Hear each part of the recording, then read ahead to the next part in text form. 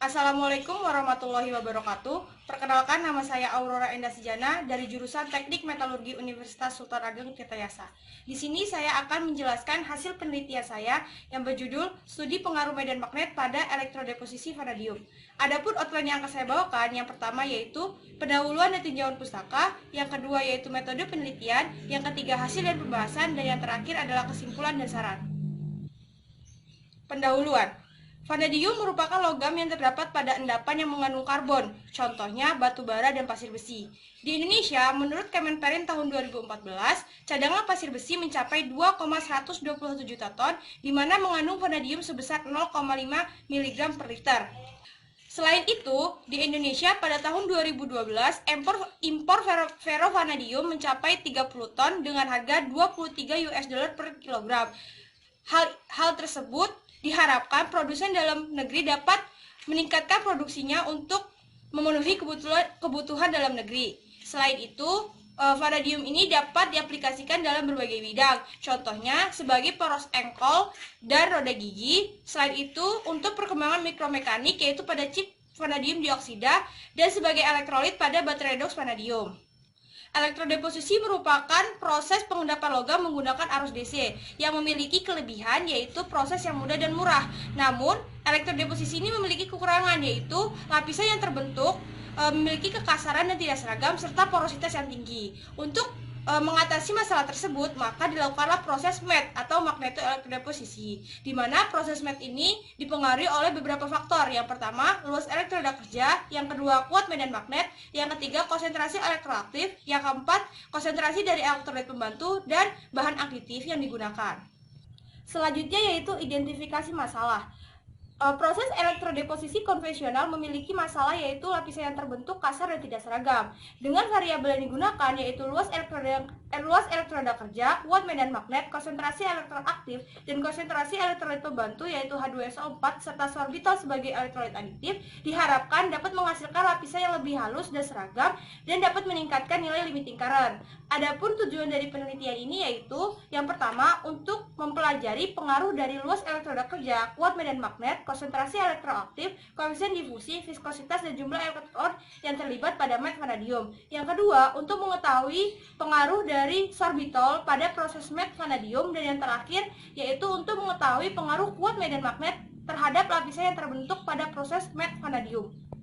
Selanjutnya yaitu tinjauan pustaka. Vanadium merupakan logam berwarna abu-abu dengan simbol V yang memiliki sifat paramagnetik, modulus elastisitas tinggi, dan tahan terhadap korosi. Pada penelitian ini, vanadium yang digunakan yaitu vanadium 4 sulfat oksida hidrat, yaitu memiliki bentuk serbuk berwarna biru dengan titik leleh 105 derajat Celcius. Proses yang digunakan yaitu elektrodeposisi, di mana proses ini merupakan proses elektrodeposisi di bawah pengaruh kuat medan magnet. Kuat medan magnet ini dapat mempengaruhi dalam proses karena dapat meningkatkan perpindahan massa pada elektroda. Hal ini disebabkan oleh efek magnetohidrodinamik atau MHD. MHD ini hadir karena adanya interaksi antara elektrolit dengan kuat medan magnet tersebut. Efek MHD hadir karena adanya gaya yang bekerja yaitu gaya Lorentz, di mana gaya Lorentz ini hadir akibat adanya arus pada suatu medan magnet. Jadi ketika kuat medan magnet sama dengan 0, maka medan magnetnya akan menjadi acak. Sedangkan ketika kuat medan magnet lebih dari 0, maka medan magnetnya akan searah. Kuat medan magnet ini akan mempengaruhi limiting current dan lapisan yang terbentuk, di mana limiting current merupakan arus maksimum pada suatu reaksi elektroda pada konsentrasi tertentu. Semakin kuat medan magnet, maka pertumbuhan butir pada suatu lapisan akan semakin baik, sehingga lapisan yang dihasilkan akan seragam dan halus.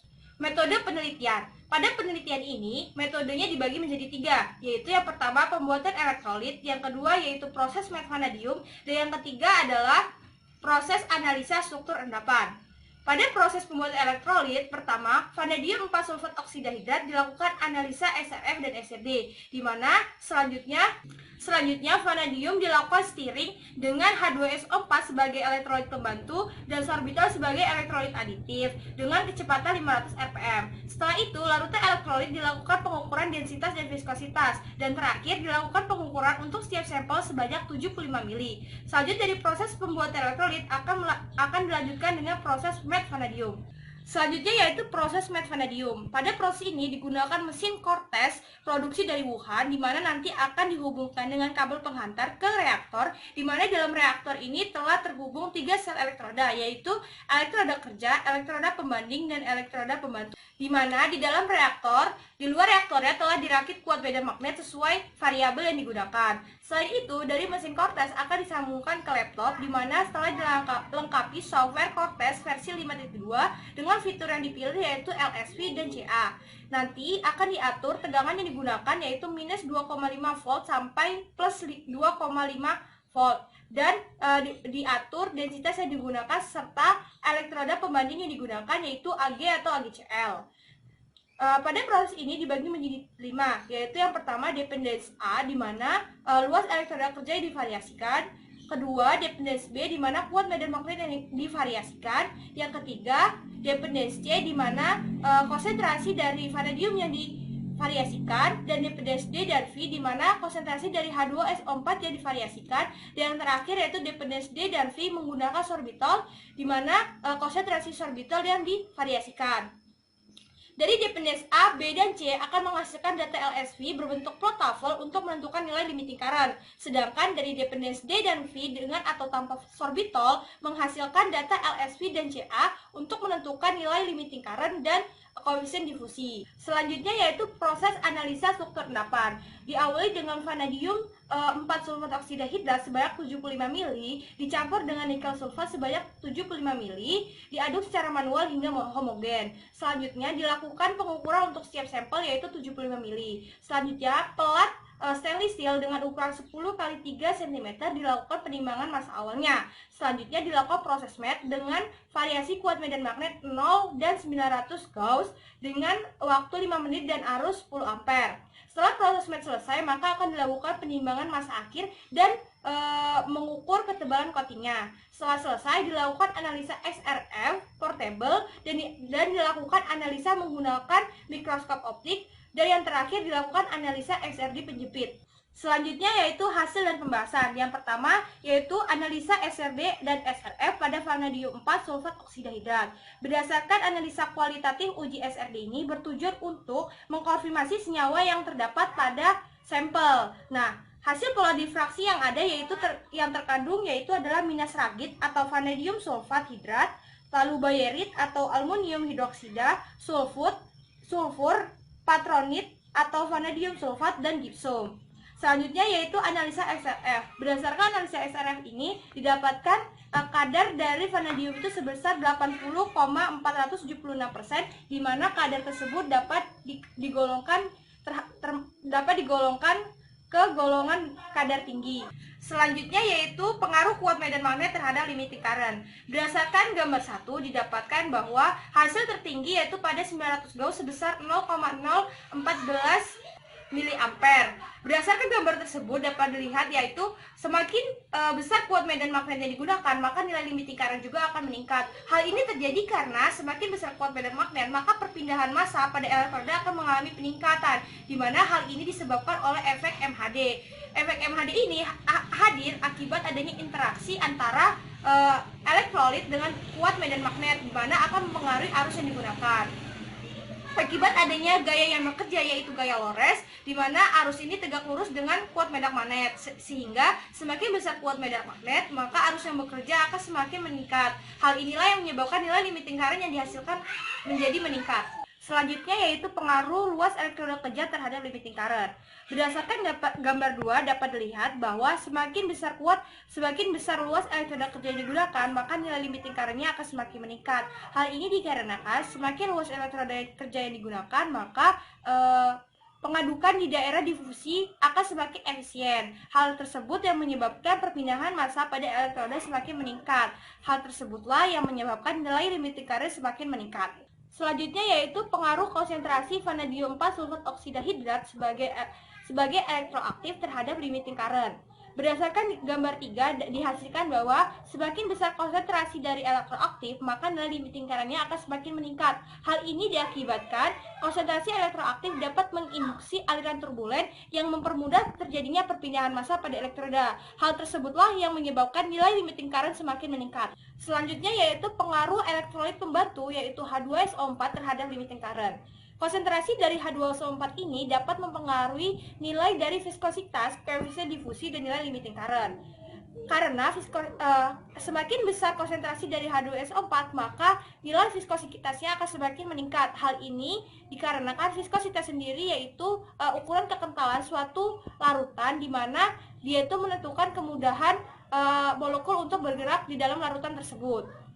Semakin besar nilai viskositasnya, maka nilai koefisien difusi dan nilai limiting current-nya akan semakin menurun. Hal ini dikarenakan semakin kental suatu larutan, maka pergerakan di dalam elektrolit ini semakin sulit. Hal tersebutlah yang menyebabkan nilai koefisien difusi dan nilai limiting current pada sampel tersebut mengalami penurunan. Selanjutnya yaitu pengaruh elektrolit adiktif yaitu sorbitol terhadap nilai limiting current. Pengaruh dari sorbitol ini berpengaruh terhadap nilai viskositas, koefisien difusi, dan nilai limiting current juga. Namun perbedaannya, ketika menggunakan sorbitol, nilai viskositas, koefisien difusi, dan limiting current lebih besar dibandingkan tidak menggunakan sorbitol. Hal ini terjadi karena sorbitol bertindak sebagai buffer yang dapat mencegah kenaikan pH dan mencegah terjadinya evolusi hidrogen sehingga perpindahan massa pada elektroda mengalami peningkatan. Hal tersebutlah yang menyebabkan nilai viskositas, koefisien difusi, dan limiting current pada sampel yang menggunakan sorbitol mengalami peningkatan. Selanjutnya yaitu hasil dari pembahasan pada pengaruh kuat medan magnet terhadap struktur endapan yang terbentuk. Berdasarkan tabel 1 dihasilkan data pengukuran ketebalan coating yaitu pada sampel 900 Gauss didapatkan hasil ketebalan yaitu 48,27 mikrometer, sedangkan pada sampel 0 Gauss yaitu 35,2 mikrometer. Sedangkan pada tabel selanjutnya yaitu berat sampel didapatkan kenaikan pada 900 Gauss itu 0,04 gram, sedangkan pada 0 Gauss itu hanya naik 0,02 gram. Hal ini terjadi akibat kuat medan magnet yang digunakan, di mana semakin besar kuat medan magnet yang digunakan, maka perpindahan massa pada elektroda meningkat. Hal inilah yang menyebabkan perbedaan pada ketebalan coating dan berat sampel yang dihasilkan. Selanjutnya hasil mikroskop pada sampel 900 Gauss dengan perbesaran 10 kali dan 50 kali, dan pada sampel 0 Gauss dengan perbesaran 10 kali dan 40 kali. Dapat dilihat bahwa dengan arus dan waktu yang sama selama proses, namun kuat medan magnet yang berbeda menyebabkan lapisan pada 900 Gauss lebih halus dan lebih seragam dibandingkan yang 0 Gauss. Hal ini terjadi karena semakin besar kuat medan magnet yang bekerja, maka pertumbuhan butiran pada logam lebih baik pada sampel 900 Gauss dibanding pada sampel 0 Gauss. Selanjutnya yaitu hasil analisa SRF dan SRD pada sampel 900 Gauss dan 0 Gauss. Pada sampel 900 Gauss didapatkan kadar vanadium sebesar 0,137%, sedangkan nikel 41,578%. Dan hasil SRD pada sampel 900 Gauss yaitu mengandung besi nikel sulfat dan vanadium sulfat. Sedangkan pada sampel 0 Gauss didapatkan persen vanadium 0,14% dan nikel 5,224%. Dengan hasil SRD-nya yaitu besi sulfat dan besi nikel sulfat. Berdasarkan hasil tersebut dapat dilihat bahwa pada sampel 900 Gauss hasil didapatkan kadarnya lebih banyak dibandingkan sampel 0 Gauss. Hal ini diakibatkan dari kuat medan magnet yang digunakan. Semakin besar kuat medan magnet, maka material yang ditarik akan semakin besar. Hal inilah yang menyebabkan kadar pada sampel 900 Gauss lebih besar dibandingkan yang 0 Gauss. Selanjutnya yaitu kesimpulan. Kesimpulan dari penelitian ini yaitu semakin meningkatnya nilai luas elektroda kerja, kuat medan magnet, konsentrasi elektroaktif, dan koefisien difusi yang didapatkan, maka nilai limiting current akan semakin meningkat. Sedangkan semakin besar nilai viskositas, maka nilai limiting current-nya akan semakin menurun. Yang kedua, semakin meningkatnya konsentrasi dari sorbitol, maka nilai limit lingkarannya juga akan meningkat. Dan yang terakhir yaitu, semakin meningkatnya kuat medan magnet, maka endapan yang dihasilkan itu akan semakin halus dan seragam, serta ketebalan dan berat sampelnya juga akan meningkat.